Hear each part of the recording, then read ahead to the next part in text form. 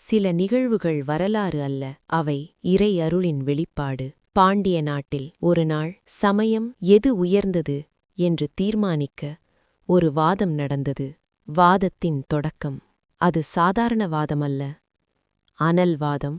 மதுரை மன்னர் முன்னிலையில் ஒரு தீர்ப்பு. யார் வெல்வார்களோ அவர்களின் சமயமே உயர்ந்தது. அந்த தருணம் அச்சமும் எதிர்பார்ப்பும் நிரம்பியது. சமணர்களின் முயற்சி.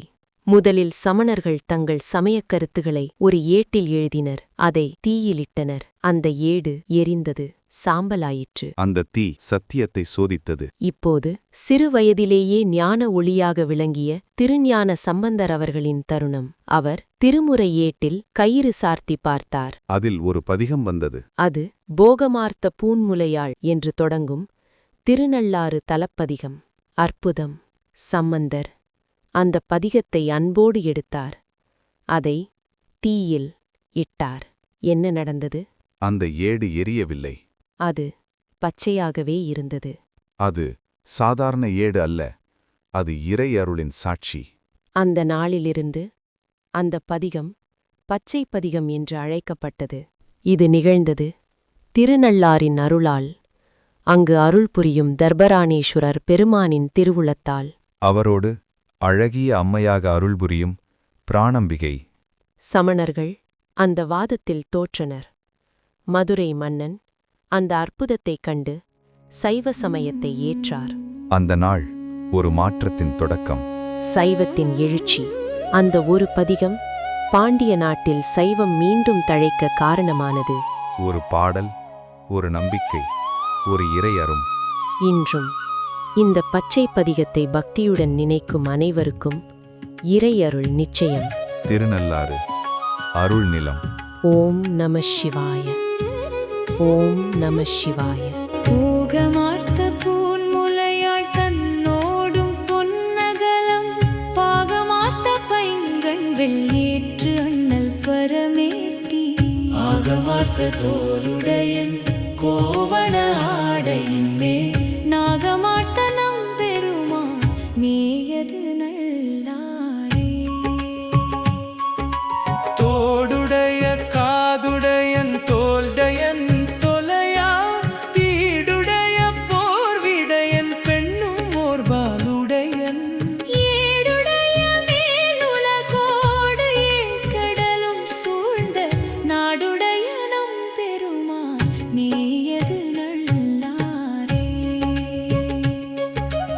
ஆண்முறையால் ஆற்ற வெண்ணீர் ஆடி அணியிழையோர், பான்முறையால் வைத்த பாதம் பத்தர் பணிந்து ஏத்த, மான்மறியும் வெண்மழுவும் சூலமும் பற்றிய கை, நான் மறையான் நம்பெருமான் மேயது நல்லாரே. உல்கவல்ல வார்சடை மேல் பூம்புனல் பெய்தயலே, மல்கவல்ல கொன்றை மாலை மதியோடு உடன் சூடி, பல்கவல்ல தொண்டர் தம் பொன்பாத நிழல் சேர, நல்கவல்ல நம்பெருமான் மேயது நல்லாரே. ஏறு தாங்கி ஊர்தி பேணி ஏற்கொள் இளமதியம், ஆறு தாங்கும் சென்னி மேலோர் ஆடரவம் சூடி, நீரு தாங்கி நூல் கிடந்த மார்பில் நிறை கொன்றை, நாறு தாங்கு நம்பெருமான் மேயது நல்லாரே. திங்கள் உச்சி மேல் விளங்கும் தேவன் இமையோர்கள், எங்கள் உச்சியம் இறைவன்